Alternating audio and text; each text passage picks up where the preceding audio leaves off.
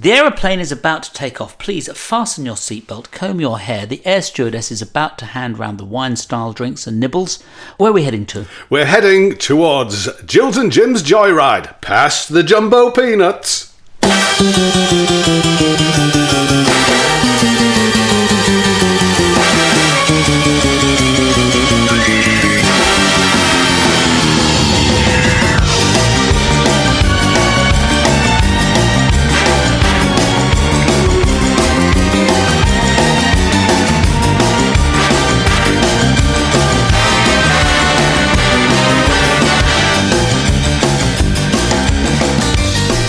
The doyen of the classical illusionists, Sir Clough Williams-Ellis, who designed Portmeirion and is my inspiration as an architect, said, if you want to know anything about anything, don't ask the experts, don't ask the politicians, ask the artists and the poets.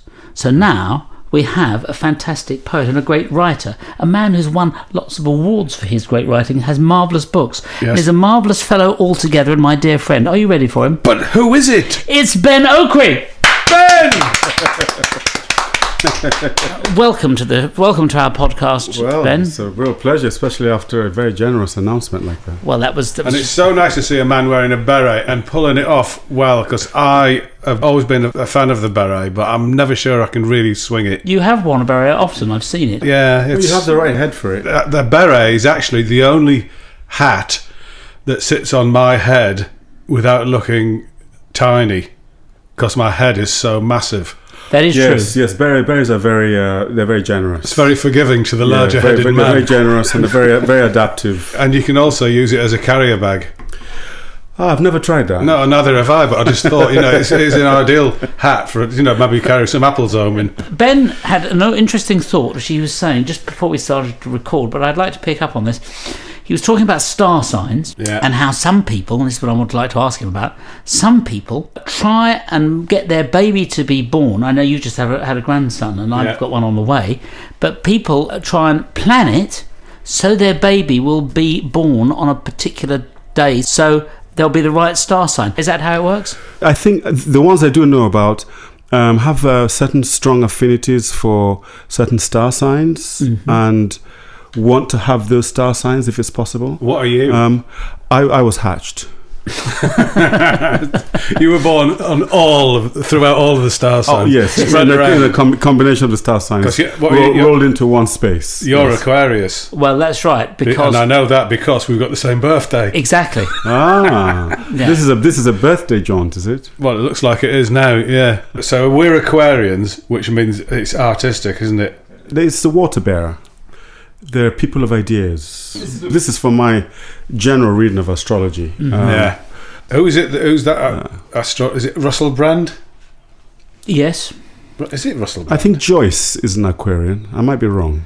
No, James Joyce. Yes. Russell Grant. Russell Grant. Not Russell Brand. No, that's right. Right, Russell Thank you, Grant. Molly, the producer. I remember seeing Russell Grant. I was in a fabulous fish and chip restaurant in Blackpool called The Cottage, and all over the walls there's pictures of famous people, all the people who've had the fish and chips in there, and Russell Grant came in with his mother, and apparently that's what he did every day. So he came in at 12 or 1 o'clock or something, and he went behind a red velvet curtain, which when parted you could see a small table just enough for two, and then the curtains were drawn, and all you could hear it was the sound of haddock and chips being eaten and occasional mentions of horoscopes. So what star sign are you, Ben? He did. He's not. He was hatched. Yeah, I was hatched. But you must have been hatched on a day, was it? Not you? Well, it depends. You see, hatching, the egg cracks on a day. Then there's a second crack on another day. Okay, yeah. And then there's the day in which you choose to lift your head out. And then there's the day in which you choose to break out of the egg completely. So which is the date of the... your life's just one big metaphor, isn't it? Does it work for years as well? Oh, yes. Or you could be hatched for a lifetime. When were you born? We were born in 1959. I was born in 1958. No, I was born in 1959. You were born in 1958. Yes. Yes. When were you hatched? I'm 59. Yeah, well, you see, now, is that the jet age or the space age?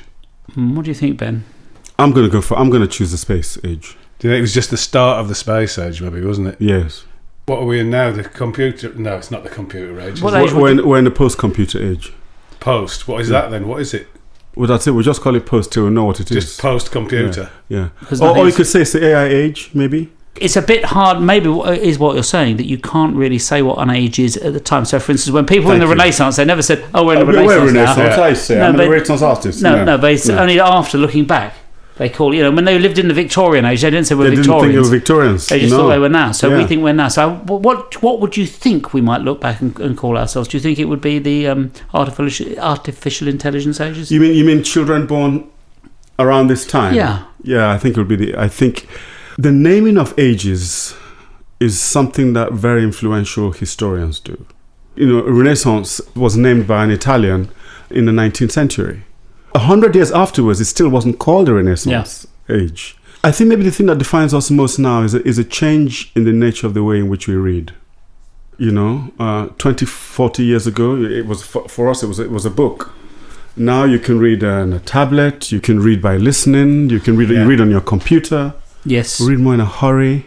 We are more fast reading age.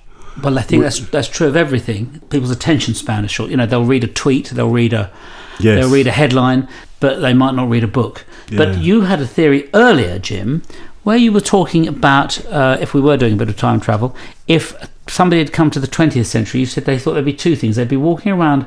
What did you say? Well, I said if you were transported from 100 years ago to now, you'd think everyone was reading little Bibles, because everyone's going around looking at the phones in the pouches like they're reading some psalm book. Yes, something of great importance. Yeah. There was something else, I can't remember what that was. Yes. It was another valuable bit of information that's drifted away like floss into the wind. But if you think the dimensions of our reading experience has shrunk. Mm. But I really like having a book in my hand. Yes, so do I. I really like... I quite like the smell of a book. I've had various suits made, and what I did was it was when phones first really started coming out, and I got a pocket on the inside of my suit to fit my phone, which is now too small. But I also had another pocket which was the size of a Penguin novel. A Penguin paperback. Sort of for shoplifting, presumably. No, it's just that I thought, I'm going on my travels. I put my phone in there. And you put a paperback. My Penguin book in there. And then the other side, a pocket in the shape of a banana.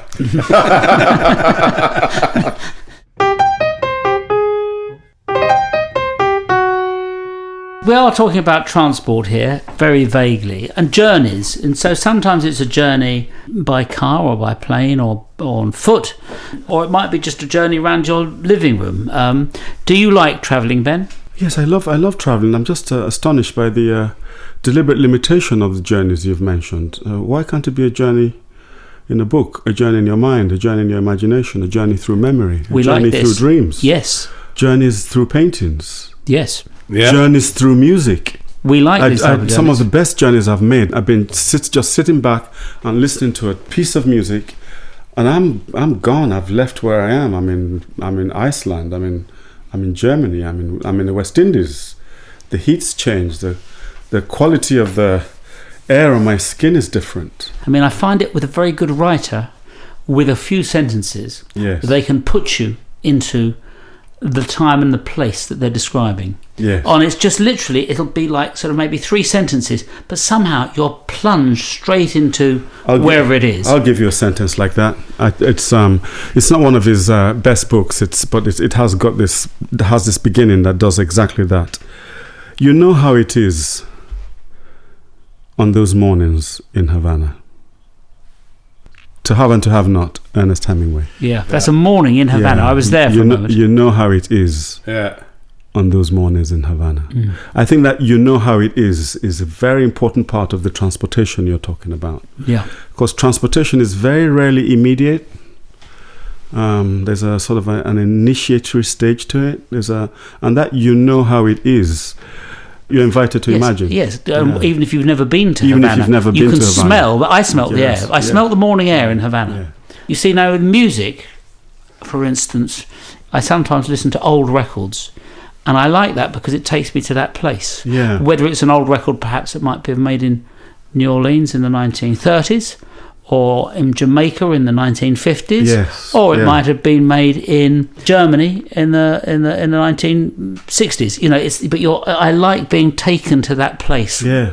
I'd hear that music, and for those moments, I'm in that place. But Actually, you've never been to those places. I have been there now, but when I first heard it, I hadn't been there. So what does the transportation when you haven't been there? The music, I suppose, does transports you there, but it transports me to a place that I imagine. That's the thing. I was listening to, as I do sometimes, to Elizabeth Schwarzkopf, the opera singer, singing Richard Strauss, right? Just happened to be doing this. She's wonderful. And it was an old recording, and I thought, I bet this was recorded in Vienna in like 1951. And I imagined that Viennese concert hall. I imagined hearing that music. I imagined being in a little bar, having a Wiener Schnitzel, having a schnapps, and just being in that town. Anyway, I thought, I'm there. As I was hearing that music, I was there with her. There, that whole world. But then I looked at the sleeve notes, recorded Watford Town Hall. Whoa. They were all there. But that's just, so I was saying. So I think it's not where it's recorded then that really matters, but the styling. It's what the music does. Gives you the grime, gives you the temperature, gives you the weather, gives you the smell, gives you the sea breezes, just in the guitar licks and the voices. Yeah, the tonal, the modal sound. The modal, that's the word. Yeah, the modal that sound. is a pure example of existentialism. Really? I've never heard this example before. It What is, do you mean? because if you had to explain existentialism to anyone, it's like basically like saying, that there's a wall behind that chair, but that's only because you reckon it's there, because you believe that it's there. You can't prove it because you can't see it. And that's what you just explained within that music reference is existentialism. Wonderful. I think on that bombshell we should stop for commercial break. Now look here, I may be a lantern-jawed hunk with rugged outdoor looks, Yes. but I'm also Britain's most pungent man. Fact. But now you can disguise that tangy stench with this new stench, Portcullis for Men. For men who like a bit of rough and tumble. When you're travelling by car around London, do you enjoy that? What do you look out for? If I'm honest with you, I prefer to walk. Mm-hmm. If I'm traveling by car, I tend to like looking over bridges. I like the open stretch, because the thing about cities is that you don't get much open stretch of landscape to look out on. So the minute I'm going over a river, the first thing I do is I go look one way, get a nice long open stretch, and then look the other way. Also partly because I like the effect of sunlight on the water. Yes. And people on boats. But interesting what you said Cars interest me. What interests you about cars? I'm interested in the topography of the cars that you see and what it tells me about the changing tastes. Cars seem to be getting smaller. I think they're getting bigger. Here's what I put this to you.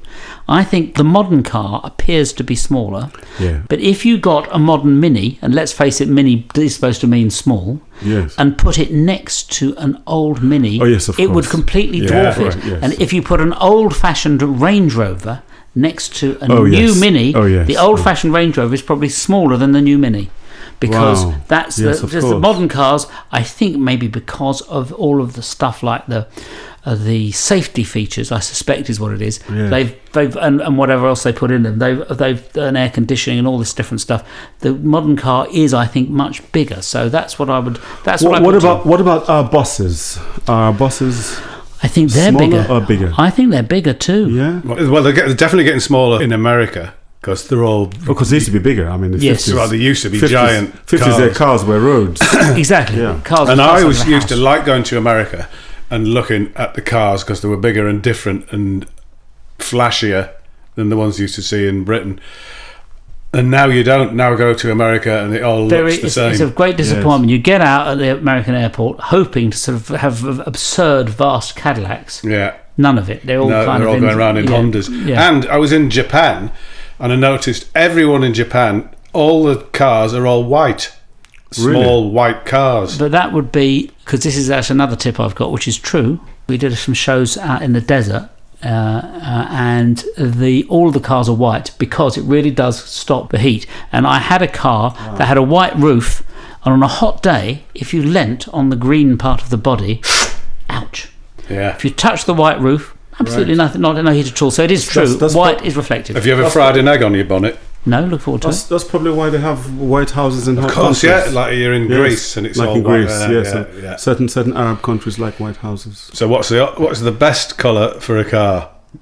Sky blue. Oh, sky blue. So I'm with you, and you rarely see. When I do see a car that is a colour that I really like, I notice it, and that makes me think that most of the colours of cars I don't like. I saw a car yesterday in a shade of blue, which I hadn't seen. I thought, that's good, I like that. Yes, I saw one like that near my house. Might have been the same Do you know one. what the trouble is?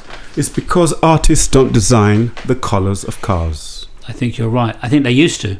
General Motors in the 50s used to employ poets and artists. Oh, really? And the poets had to name the cars, which is why they had such that's great why names. such great names. El Dorado, Oh, Mustang. yes, of course. You know, what great words. that's and wonderful. then they stopped doing that. And so now they're all called things like a PS37 or whatever it is. I you had know. exactly that feeling when I was on a kind of a board of the GLA, and they had a thing about naming new parts of London, and I really felt that they should get poets to do that, because the names that they give to places now not as good as the names as we used to have. Primrose Hill, Oh, you know, lovely. beautiful name. Yes. And then you get places named Skegness. like Deptford, which is just the deep ford. Yeah. I like names with hill in them. You put a hill at the end of a name, and it gives you a rise in the mind, if you know what I mean. But you said you were on a to. committee to rename places. I recommended that they have one. So what would you rename? All sorts of places I'd rename. What would be first on your list? I'd rename the Shard Yeah. Oh, so things like the Shard. Yeah. What would you rename it? Dream Tower. That would be better. I was thinking something like the Sword of Damocles. Sword of Damocles. Lovely. Yeah. One of my favourite journeys is walking through the city in London and looking at the names of the streets Yes. around there. You just nicked one of my favourites too. I love walking and looking at street names. Yeah. Yes. And The ones in the city are the best, because Yes. you've got to try and work them out. I mean, for instance, there's Pudding Lane and things like then the King's Wardrobe. I mean, what a great name, the King's Wardrobe. King's Wardrobe. You're imagining these great sort of golden covered coats in this little sort of alleyway. But they're great. I love walking up there and What seeing about the gallows? What about places that were gallows that have yes. changed their names? Do they still retain those? Yeah, there's if you're going up the Thames, up the estuary, there's a place near Gillingham called Horrid Hill, because they used to hang bodies From the gibbet there. on the gibbets there. So when you came in on a boat, you go, right, I better behave myself. Yes. But Ben, we've been talking about different sorts of journeys, and I think what's interesting, of course, is that you have rightly brought our pod attention to the fact that you don't physically have to go anywhere to go on a journey. And you were talking about, for instance, how you could listen to a record and be taken on a journey. What other things take you on a journey without sort of having to travel so much? Well, I was trying to avoid my trade, because obviously what I do is a great journey maker. Novels, books are primarily journeys. It's one of the reasons people read them. Books are even better than places. You read a book and you go to the place, you're like, oh, I wish I just kept to the book. Oh, yeah. Yeah. Yes. You know, the places in the Great Gatsby is a lot better than when you turn up in those places in New York. New York is a great city, but in the book, there's a different mood in there. There's a kind of a glow and a light. Hamlet, I read Hamlet as a kid, completely amazing world of shadows and turrets, or you read Treasure Island. Yeah. I mean, you have to be a proper pirate to actually have an experience like a 9-year-old reading Treasure Island in Nigeria late into the night. Yeah. It's quite frightening. Yeah, and wonderful. Yeah. Where did you grow up? I grew up many places. I grew up in London. I grew up in Lagos. Lagos. So what's that like? Busy metropolis. Lagos is many things, but it's one of the wildest, craziest, richest, most wonderful places in the world. Both very dangerous, very alive, very vibrant. I lived all over in Lagos. I've lived in Surulere, Ikeja, the mainland, Victoria. I've lived in the ghettos. Yeah. So I've got many different Lagoses. Lagos is a bit like London, except traffic's worse and more vibrant. Everywhere you go, the sound of voices, music coming out of every... It's a music city. You walk along a street and you go from listening to hearing Akbala music to hearing high life to hearing reggae to hearing... You journey through music just walking down the street and everyone's blaring it. And we've got record shops and then you've got the voices of cars and bicycles and people selling stuff. I love it the way they call the names of things that they're selling. It's this atmosphere of concert of noises and sounds and animals. What's the earliest smell that you can remember? Wood smoke from my mother's kitchen. That's the earliest smell I remember. Yeah, because that can take you on a journey, can't it? Yeah. There's nothing like wood smoke. And if I smell that particular wood smoke now, it almost brings me to tears. Almost, because it just whoosh through time all the way back. Suddenly back straight to into when I was a year and a half. Yeah. People say that the strongest feelings of nostalgia are brought on by the sense of smell, because as you say, you're almost shocked back to a place where you have been in the past that you'd almost forgotten, because it sort of disappears, and the sense of smell will take you back there. It can catch you out because when you're least expecting it, you suddenly have the scent of something that was lost or loved from years ago. I can remember the smell of my dad's hair. Yes. Is it the hair or the oil? I don't think he put oil on his hair. I think it was just a smell of his hair, but I can remember that really clearly. I don't remember having an antimacassar on the back of any of the furniture. Good word, that. It is, isn't it? Antimacassar. So it's it's putting a stop to the macassar. What's macassar? Is that hair cream? Yeah. Yeah. I suppose there's a good piece of product placement right there. Yeah.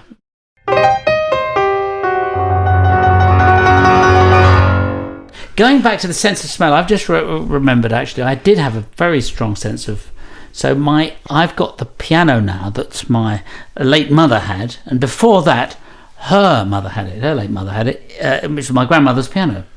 And I wanted to get it tuned, so I got it back. And so I took the front of it, it's in a pianola, and was suddenly overwhelmed by the sense of smell, because I was in my grandmother's front room, and this is exactly the piano. When I first hit that piano, my hands weren't even big enough to cover a fifth, let alone an octave. But I remember, and suddenly I got a whiff of this thing as I took the front off of it, and I was overwhelmed and almost immediately burst into tears. So I thrust my head into almost into the strings of the front of the piano, and was almost weeping, weeping, and I heard this noise and looked round, and the piano tuner had arrived. What about food? What do you smell? What foods have you got that you can go right back to? For me, it's mince and onions that my nana used to make. Nice. And when we turned up at her house, you could smell it down the street. Did you have an early food smell? Oh God, so many. Egusi. Egusi is very distinctive. Or frying plantain in the early afternoons. The smell, the fragrance of plantain being fried, very, very distinctive. Those are scents that you're on your way back from school, halfway down the street, it hits you and you just hurry home that bit faster. We kids just used to constantly divert our journeys because of this bakery had this incredible knack of just putting up these fragrances. Donuts. Just bread and donuts. Yeah. And kids would just bend their journey just to deliberately go past it, buy that bread, and then carry on their journey to school. I think that the River Thames used to have a very strong, pungent smell to it, which it doesn't. I mean, it has a little bit, but I remember as a child growing up by the River Thames. We got by the river. What's the smell? It was like I won't say drains because it wasn't that. It was very distinctly. It was the river, but it was a grimy smell. It was a Dickensian smell. Yeah. And it wasn't a fragrance because it wasn't sweet. No. It was the river. It was quite harsh. It was quite a cruel smell, but it wasn't like a sewer. It wasn't that, but it wasn't sweet. It's tall sweet. Cruel smell. That's a good one. But I think now you get there and you don't. Occasionally you get a little moment of it, but that's all. Maybe it's where they've cleaned it up. I don't know. T.S. Eliot talks of the Thames sweating tar, something like that. Sweating tar, because in Nigeria they're always building roads. I remember. From independence onwards was like one vast period of just constant road building. So you go down roads and you can really smell the tar because of the heat. Yeah. Yeah, roads are often melting. Yeah. Beautiful. What's yours? What's your earliest smell? Well, me dad, mince and onions, and my auntie's handbag, which smell of Parma violets. And whenever I get a packet, I don't think people go in for Parma violets anymore, but I do, because it takes me back to my auntie. It's a very sickly sweet smell and taste. What about shoes? Well, old and new are nice. New shoes are nice, aren't they? I mean, they say don't put your new shoes on the table, but how are you going to smell them? But yes. Now, the best smell is the interior of an old car. New cars don't really smell of anything. No. An old car you can't beat that smell. That should be bottled and sold as a perfume. Yeah, it depends on the car and the owners, though. Yeah, no, I think that'd be right. The old car, but actually, curiously enough, a 1950s or 60s car with wood and leather and those sorts of things, the last ones that really were made by hand, they have a distinct smell. Whereas I have noticed some 1970s or 80s cars have their own distinctive plastic smell. Vinyl. Yes. Have their own vinyl smell of that, which is of that period. Records, when you first... Oh, yes. Do you remember the smell of records? Yeah, vinyl has a smell, doesn't vinyl, it? When you put it on the turntable in those days. Yes. Now, do you associate that smell with certain kinds of music, or is it a generic music smell? No, I think I tell you, I associate that smell and the smell of a warmed-up hi-fi valve amplifier with the sense of anticipation and pleasure at looking forward to hearing this new record that I've got borrowed or just stolen or whatever it is. And the amplifiers the valve amplifier from an old radiogram or whatever it was had a sort of that smell to it. And also I think it was partly to do with a hum and partly to do with the heat, which is called dust, to perhaps sort of start to melt. And this takes us right back to when we started and we're talking about books. When you open up a book, an old book, and you can smell it, you know where you are. Yeah. You don't get out from a phone. But let me just ask you, so we've been talking for a while now, but let me just talking about journeys, and we were talking about journeys and on how a book takes you on a journey. I'm just going to say that this happens to me, and I wonder if it happens to either of you or any of our listeners. I will do like an antiquarian bookshop. Oh, yeah. And I'll often just pull something off of the shelf, and it might be an obscure book on sort of archery methods or be whatever it is, but I find I'll often open the book, and the page I open the book on, there'll be a thing that is so brilliant, witty, incisive, and I think, wow, I've got to get this book. Not always, but I'd say 8 times out of 10, the one brilliant bit was on the bit which I opened at random. It really is. I open at random, and the rest of the book, I never. That's the page is it just me that happens to? No, it happens to everyone. Because that's the page that the previous owner said, you've got to have a look at this. And then to the next person, you've got to have a look at this. So it's just going to fall open on that page. I've got 2 volumes by Charles Dampier, who wrote the very first travel book ever. And on the front page, it's been written, this book belongs to Samuel Burgess on board HMS Speedwell at Chatham 1703. And inside, if you open it up, you can see his thumbprints in tar on the pages. Wow. As he's opening it. What's your favourite book that you've got? My favourite book was a book that I bought in an antiquarian shop. It was a Don Quixote that reminded me of a Bible that my father used to have. Sometimes one buys books because they, again, remind us of our fathers. And my father was, at one point, before he became an Africanist, an animist, if you like, he was an evangelist. He was a terrific preacher. And he had one hell of a Bible. And he used to terrify us with this Bible. Just the size of it, the presence of it, the thud it makes when it opens. And he could quote from anywhere in the Bible. It's extraordinary skill. Some people have that with the Quran. There are people I know who can quote to you from the whole of the Quran. Are there any books like that you can quote from beginning to end? No, not even my own biography. I don't think I could quote from. Is there any piece of music that you can remember from beginning to end? I probably you would quite a lot of pieces of music. I think I could play recognisably from beginning to end. Yeah, I think I probably could. I could quote musically, which is what musicians do. They quote musically. And you? I could probably do Bar Bar Black Sheep from beginning to end and sing it at the same time. I'll have you know. Gifted man you are. Yes, thank you. So what do we say now then? Well, there's very little to say, but thank you, Ben, and we wish you all the best with all your future endeavours. Thank you very much. Thank you. And thank you very much. Thank you.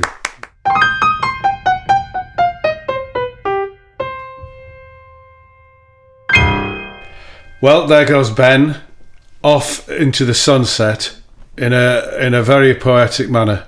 Off around the city of London, observing the street names, making notes, and hopefully coming back with some good suggestions for different places in London. Good luck, Ben. This podcast was produced and edited by Molly Stewart. Sound engineers were James Stewart and George Latham.